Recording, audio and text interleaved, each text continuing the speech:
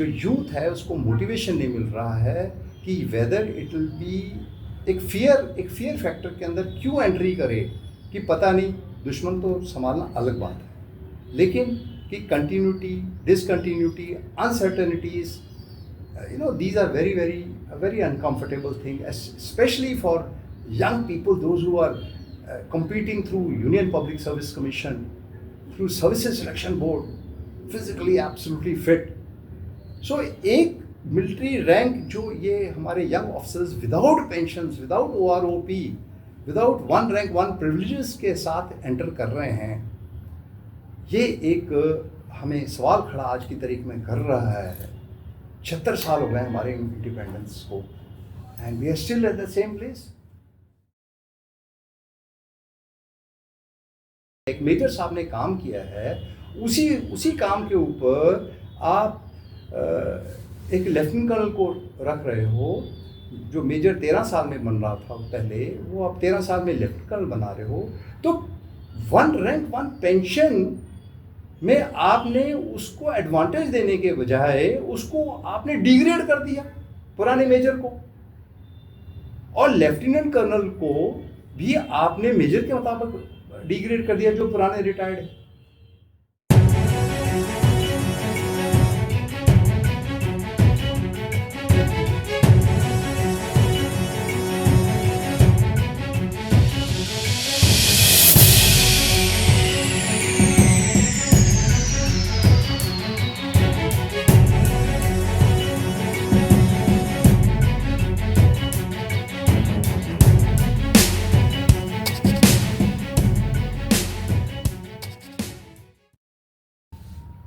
जय Hind. Dialogues next में आप सबका स्वागत है। डायलॉग्स नेक्स्ट ने एक मुहिम शुरू की है, restoration of the honour of the military ranks. जब हम फौज में गए थे, हम एक उम्मीद के साथ गए थे। हमने फौज ज्वाइन की थी तो दिल में एक तमन्ना थी, एक जुनून था कि हम देश के लिए कुछ करेंगे। लेकिन फौज छोड़ने के बाद एज एन SS ऑफिसर फौज छोड़ी, एज एन IC ऑफिसर फौज छोड़ी, 20 साल के बाद छोड़ी, 5 साल के बाद छोड़ी, 15 के बाद छोड़ी, 14 के बाद छोड़ी। मकसद या वो नहीं है कि कितने साल के बाद छोड़ी, मकसद ये है कि क्या फौज में रह कर वो ड्रीम पूरे हुए जो हम चाहते थे। The answer is yes. फौज में रहते हुए वो सारे ड्रीम पूरे हुए जो हमने चाहा था। लेकिन जब हमने फौज छोड़ी, उसके बाद सडनली देखा कि हमारे रैंक का ऑनर हमारे को नहीं मिल रहा, हमारे को स्ट्रगल करनी पड़ रही है चीजों के लिए। तो एक मन में ख्याल आया कि क्यों ना सारा जितना हमारे ऑफिसर्स हैं उनका एक प्लेटफॉर्म पर लाया जाए, और उस वजह से डायलॉग नेक्स्ट की इजाद हुई। इसी मुहिम को आगे नेक्स्ट स्टेप ले जाते हुए कर्नल विर्क ने एक अलग टाइप का नक्शा हमारे सामने पेश किया है, एक रोड मैप है। उस रोड मैप में कहीं पर भी short service entry, direct entry, कोई एंट्री नहीं है। उसमें सिंपल एक चीज है कि जो ऑनर है रैंक का वो मिलना चाहिए, और कर्नल विर्क सारे रैंक्स को इकट्ठा कर रहे हैं अंडर वन अम्ब्रेला। तो हम आज गुजारिश करेंगे कर्नल विर्क से कि वो अपना रोड मैप हमारे सामने पेश करें, हम सबको बताएं कि उनकी विजन क्या है इस रोड मैप को लेकर, और इसी रोड मैप के तहत वो किस हिसाब से फिलहाल लेफ्टिनेंट कर्नल्स, मेजर्स और जो SS ऑफिसर्स हैं उनके बारे में सोच रहे हैं। जय हिंद। मेजर राजेश, मुझे बहुत खुशी है कि आपने ये डायलॉग सीरीज़ आपने शुरू की, और जिस जज्बे के साथ आपने मिलिट्री रैंक ऑनर्स के बारे में बात की, इसमें कोई दो राय नहीं है कि हम लोग को कहीं ना कहीं पर पिछले 55-60 सालों से ये हमारे साथ जो डिस्क्रिमिनेशन होता रहा है, या हम लोगों को एक इनडिफरेंट ओपिनियन दिखाई देता है अपनी मिलिट्री रैंक का with in the constitutional, I will say with in the constitutional system, इससे हम काफ़ी नाखुश हैं। डिफेंस फोर्सेस एक ऐसा स्ट्रक्चर है कि उसके अंदर हर कोई एक प्रमोशन की तरफ नहीं देखता, वो ड्यूटी की तरफ देखता है। और ड्यूटी निभाते निभाते कुछ ऐसा समा आता है कि जिसके अंदर जिस भी रैंक पर उसने काम किया है उसने बाहर एग्जिट होना ही होना है, चाहे वो एक कैप्टन हो, चाहे वो मेजर हो, चाहे वो कर्नल हो, चाहे वो ब्रिगेडियर हो, चाहे वो जनरल। और प्रोपोर्शनेटली, क्योंकि पिरामिड ऐसा है कि बड़ा स्टीप स्ट्रक्चर है, so everybody can't achieve the higher rank, but everyone has to perform 100% duty as per the law, as per the requirements of the organisation, और हमारी जो ऑर्गेनाइजेशन की रिक्वायरमेंट्स हैं कि अगर सिपाही भूप सिंह अगर सिपाही ही काम कर रहा है, या वो आगे एक और छोटी रैंक लेके और आगे रैंक उसको नायक बनाया जाता है, या हवलदार बनाया जाता है, या सूबेदार बनाया जाता है, या कैप्टन बनाया जाता है, या आगे जो भी रैंक आगे लेनी है, वो कमांड एंड कंट्रोल के लिए है। लेकिन हर रैंक जरूरी है, हर एक एंट्री बहुत ज़रूरी है, चाहे वो सिपाही है और चाहे वो जनरल है। नाउ कम्स, जब हम अपने स्ट्रक्चर को, अपना फाइनेंशियल, जब अपनी पे पर्स के ऊपर जाते हैं, तो यहाँ पर कुछ ऐसा इस सालों में अभी महसूस हो रहा है, इस समय के अंदर महसूस हो रहा है कि काफ़ी लोग में ये गैप बढ़ रहा है। सिपाही कह रहा है कि मुझे कम मिल रही है, हवलदार कह रहा है मुझे भी कम मिल रही है, सूबेदार कह रहा है मुझे भी कम मिल रही है, कैप्टन कह रहा है मुझे भी कम मिल रही है। और ऐसे ऐसे जैसे जैसे सीनियर्स हैं वो महसूस कर रहे हैं। जनरल कह रहे हैं अभी मेरा फ़ायदा क्या है, मेरी तनख्वाह और कर्नल की बराबर है, मैंने क्यों मेहनत की है। Now there is a disproportionate एक सिस्टम चल रहा है जो कि हम सिविल सिस्टम के साथ बिल्कुल कंपेयर नहीं कर सकते। हमारा एनवायरनमेंट ही नहीं है ऐसा कि जिसमें हम अपने आप को कंपेयर कर सकें सिविल के साथ। सो ओवर ए पीरियड, खास करके जब ये पिछले 10-12 साल से हम लोगों ने ये देखा, 14 साल से देखा कि ये जो ठेस पहुंच रही है वो सबके मिलिट्री रैंक के ऊपर पहुंच रही है। मिलिट्री रैंक एक टाइटल जो है फौजी का, आर्टिकल 18 ऑफ द कॉन्स्टिट्यूशन के हिसाब से सबका कॉमन है, वो अलग है, रैंक अलग अलग है, लेकिन है मिलिट्री रैंक, चाहे वो एयरफोर्स का है चाहे वो नेवी का है। तो जो मिलिट्री रैंक का जो title under article 18 of the constitution वो बिल्कुल सेम है। जब वो सबके लिए कॉमन है, सबके लिए ठीक है, टाइटल है, इसका मतलब कॉन्स्टिट्यूशन मिलिट्री रैंक की इज्जत पूरी बरकरार रखने के लिए कॉन्स्टिट्यूशन के अंदर हम लिख दिया है। बट कष्ट किस चीज़ का हो गया?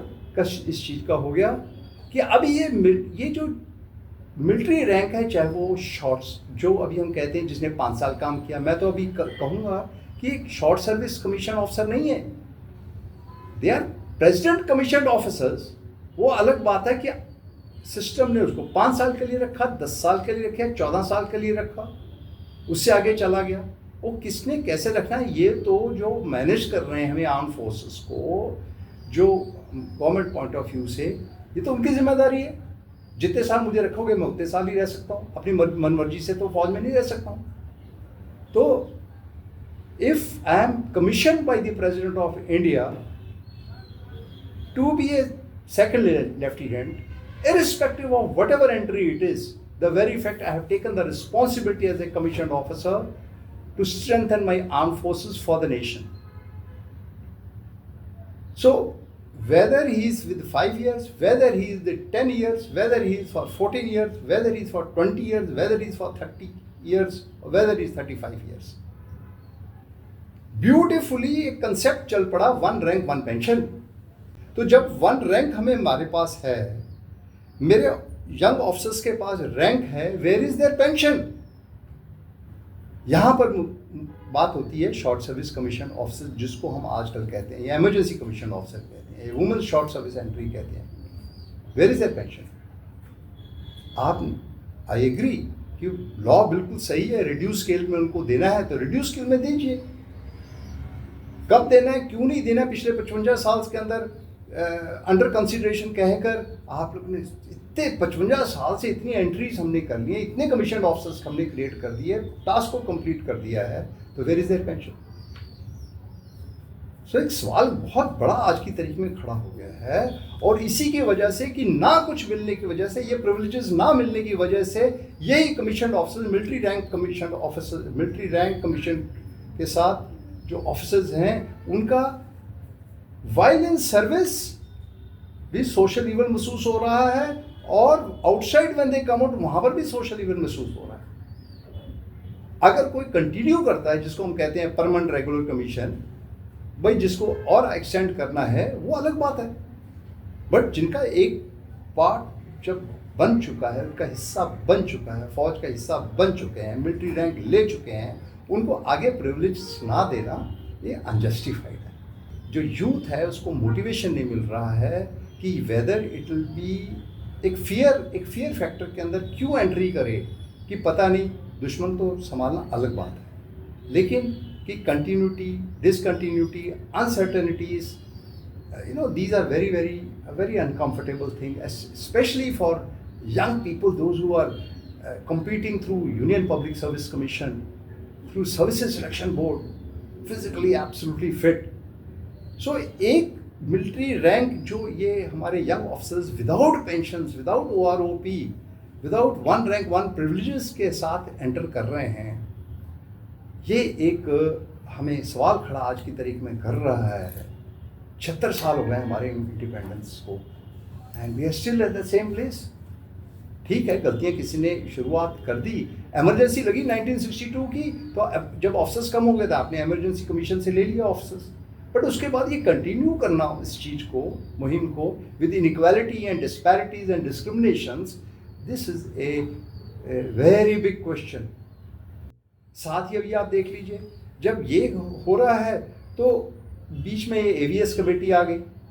एवीएस कमेटी रिफॉर्म्स हैं 2004 में हुए, अच्छी बात है, कुछ प्रमोशंस जो हैं आपको आपने वैकेंसीज इंक्रीज कर दी, जब वैकेंसीज इंक्रीज कर दी तो naturally more people will be promoted. But जो 2004 से पहले, 16 दिसंबर 2004 से पहले जो रिटायर हुए हैं, रिलीज हुए हैं, उन्होंने तो ये एडिशनल वैकेंसीज नहीं देखी।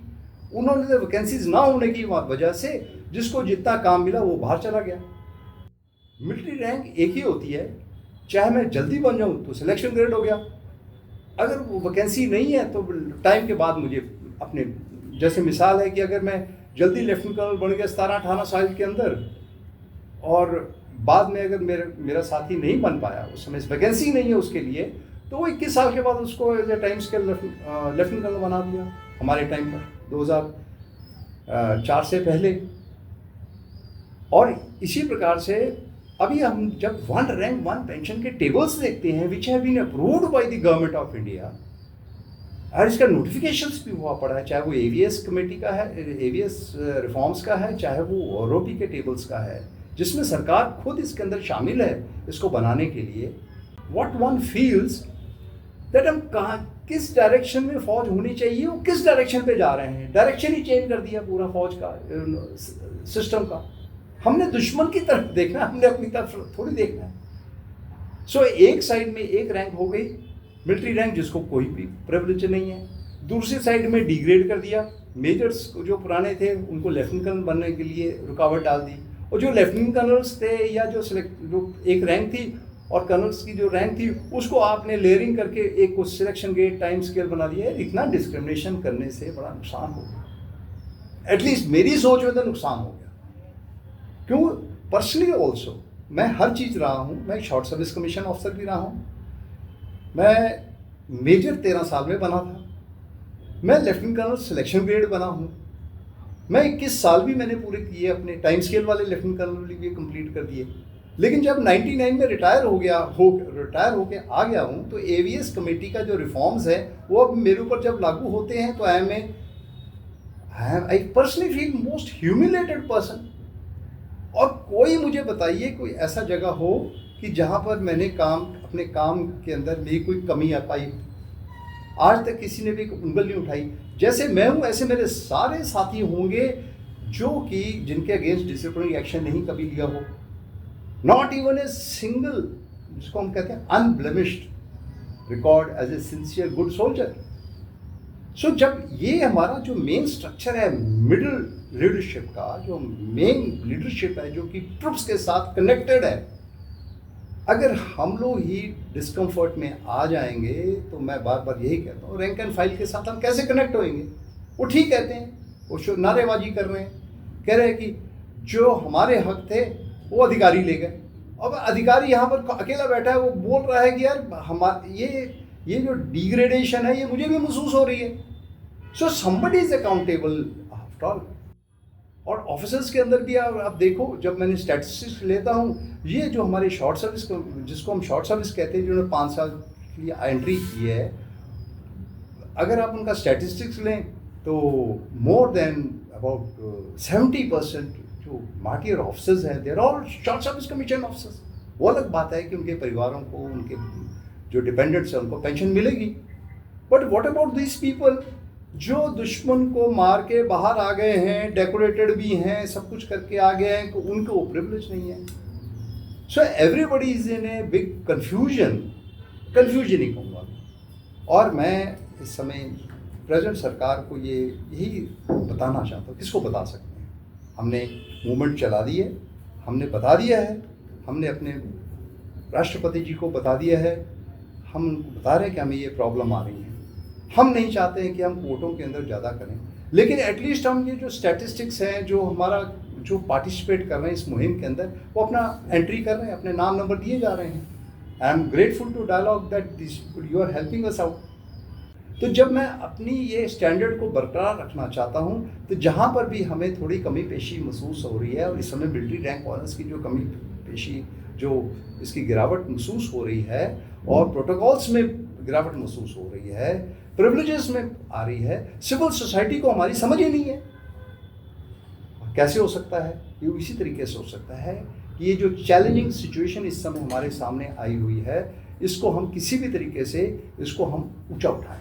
और ऊंचा तभी उठ सकता है कि जब कोई बोले, और हम बोल रहे हैं, क्या गलती कर रहे हैं? कोई गलती नहीं है इसके अंदर। We are doing a very good, very positively हम इस मैसेज को आगे पहुंचा रहे हैं।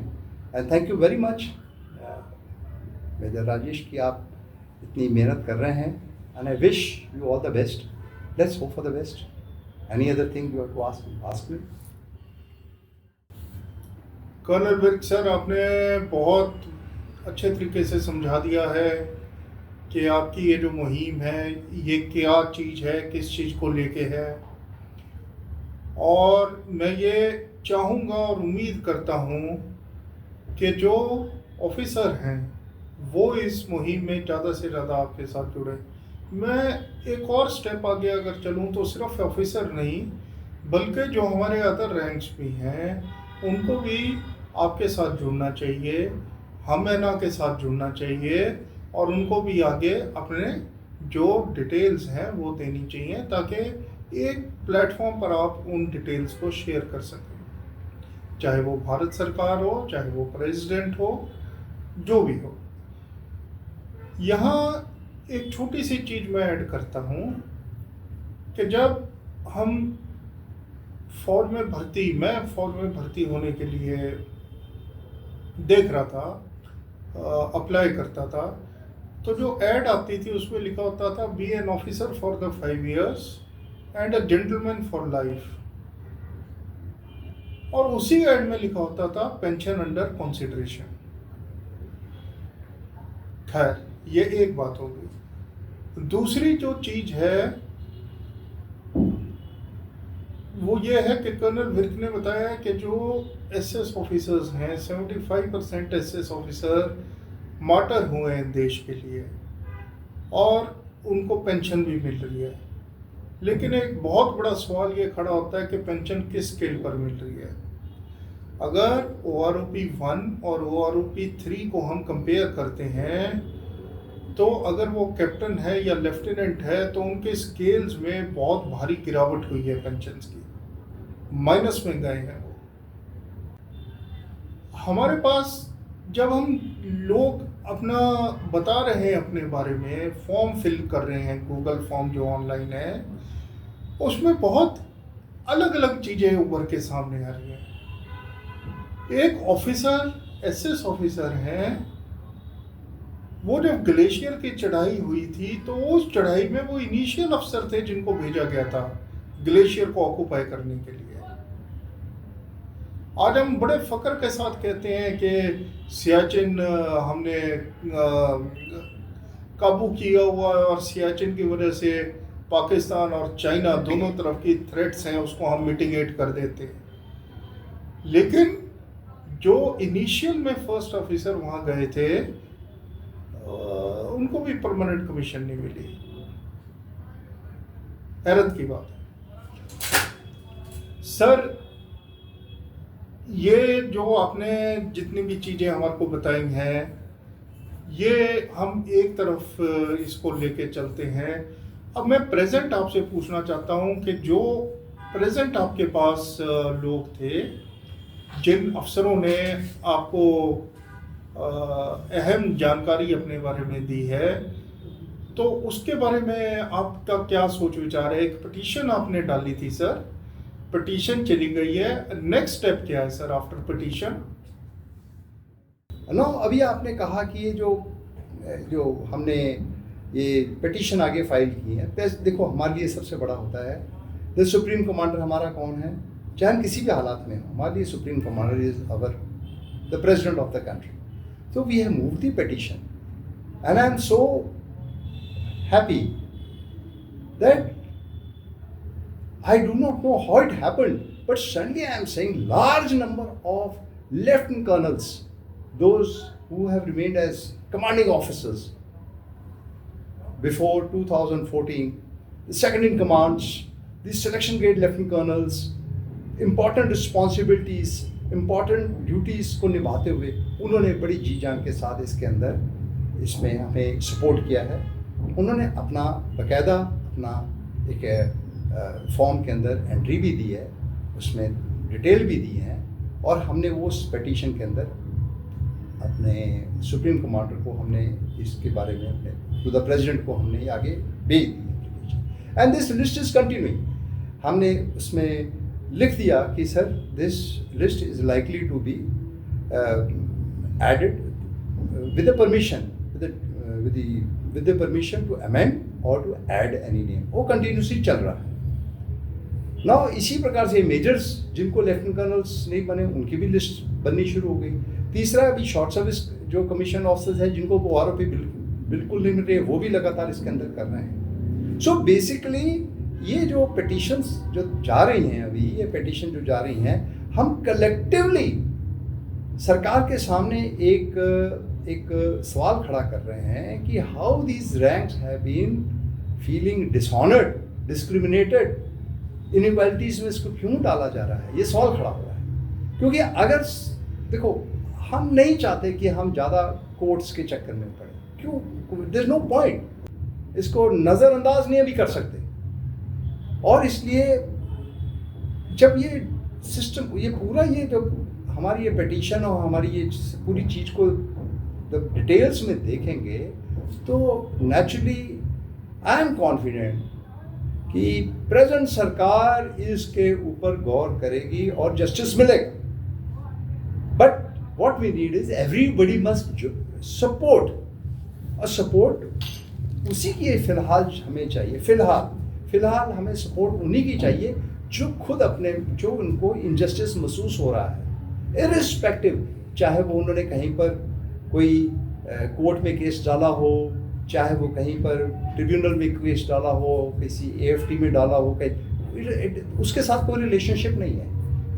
तो अगर हम इस चीज़ में हम कामयाब हो गए तो मुझे उम्मीद है कि ये जो तारीख पे तारीख जो कोर्ट्स में डेट्स पड़ती हैं या अनसर्टेनिटी हो जाती है, because we are not used to, we armed forces person, we are not used to this judicial system, why? Because हम नहीं वेट कर सकते हैं, हमारी सोच ही ऐसी नहीं है। हम तो चाहते हैं कि भाई जो हमारी प्रॉब्लम है एकदम सॉल्व होनी चाहिए, एंड काफ़ी हद तक सॉल्व हो गई है। ये बहुत बड़ी चीज़, बहुत बड़ी कामयाबी है इस after in the independent India, that one rank one pension concept has been accepted. But now one rank one pension concept, how it has to be followed with more refined manner, that needs a big study and it cannot be now overlooked. आपके सामने ही है कि parliament के अंदर भी ये सवाल खड़े हो गए हैं। मिनिस्ट्री ऑफ डिफेंस के श्री राजनाथ जी भी ने भी ये बात को समझ लिया है। उधर कहा गया कि हम एक कमेटी बिठाएंगे, उसको हम डिसाइड करेंगे। But we can't delay for long. There are senior officers, there are senior officers who are above 80 years and above. जब उनकी जो ह्यूमिलेशन जो मैं महसूस करता हूँ, जब बात करता हूँ उनसे, they're quiet, they're just quiet. But when they उनके जब ये आपने ये जो डायलॉग की मुहिम चलाई है या हम है ना की मुहिम चली है, तो इससे लोगों की कुछ होप जागी है और मुझे उम्मीद है कि ये अगर हम चलते रहे तो देर नहीं है। When one rank has been honored by the Constitution under Article 18, what is wrong to give equality as per Article 14, 16 and 21?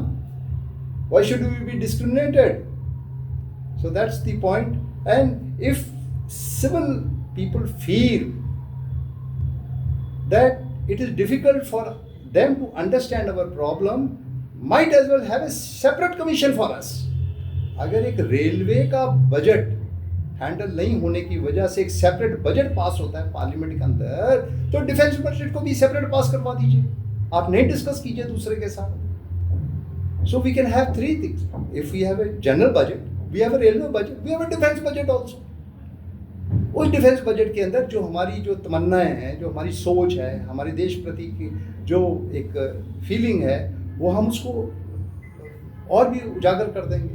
After all, a collective effort can only have a result कि जहाँ पर point of decision है वो सुंदर बन जाए, बढ़िया बन जाए। और now we are also asking, इतने सालों से इतने कोर्ट केसेस क्यों चल रहे हैं फौजियों के? चाहे वो हाई कोर्ट देख लो, चाहे सुप्रीम कोर्ट देख लो, चाहे AFT भरा पड़ा है। We need to do a reform. इस चीज की तरफ रिफॉर्म करने की जरूरत है। दुश्मन को तो हम देख लेंगे। Don't worry about that. Nobody can touch our nation. Lines, even they can't. They should dare not see anything negative about. Even if I am communicating today, I am communicating myself, or you are communicating. It is to strengthen our armed forces, and it has got nothing to do with anybody else who is our enemy, and will sort out enemy whenever, wherever we feel like. But दुश्मन दिख गया तो छोड़ेंगे नहीं। Colonel Virk ने बहुत अच्छे से समझा दिया है कि वो उनका आगे प्लान क्या है, किस हिसाब से उनका सोच है, किस हिसाब से उनका विचार है।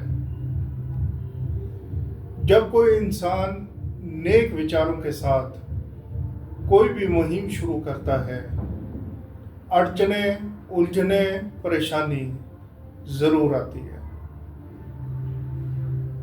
इसमें भी आएगी, लेकिन हम सबको शुक्रगुजार होना चाहिए कि कम से कम ये शुरू तो हुआ। ये एक विचार शुरू किया है कर्नल विर्क ने 10 साल पहले हम मैना से, और 10 साल की मजबूत बुनियाद कर्नल विर्क के साथ है। मैं चाहूंगा, यहां मैं अपील भी करूंगा कि ज़्यादा से ज़्यादा जो हमारे ऑफिसर हैं, जो हमारे बाकी लोग हैं, अदर रैंक्स हैं, वो हमैना मूवमेंट के साथ जुड़े। ज़्यादा से ज़्यादा लोग हमारी वीडियोस को शेयर करें, ताकि सिर्फ फौजी लोग ही नहीं बल्कि जो हमारे पॉलिसी मेकर्स हैं, वो माँ बाप जो अपने बच्चों को फौज में भेजना चाहते हैं, वो लोग जो फौज खुद ज्वाइन करना चाहते हैं, उनको भी असलियत के बारे में जानकारी हो। इसी के साथ मैं डायलॉग्स नेक्स्ट की ये सीरीज यहीं ख़त्म करने की इजाज़त चाहूँगा। जय हिंद। बहुत बहुत शुक्रिया राजेश जी कि आपने ये मुहिम को और एक जोश दिया है, आपने साथ दिया है। एंड मैं भी अपील करना चाहता हूँ आपके साथ साथ कि जो भी इस हमारी ये जो हमारी पॉइंट है, हमारी जो सुझाव हैं, इस पे अगर आप सपोर्ट करें तो बहुत अच्छा है और सबके लिए भला है। इसके अंदर देश के लिए भी भला है, हमारी आर्म फोर्सेस के लिए भी भला है। हम लोग का मोराल और भी हाई होता है जब आप हमारी ये बात को आगे निकालते हैं, लोगों को समझाते हैं और सबका भला देखते हैं। Thank you very much. जय हिंद।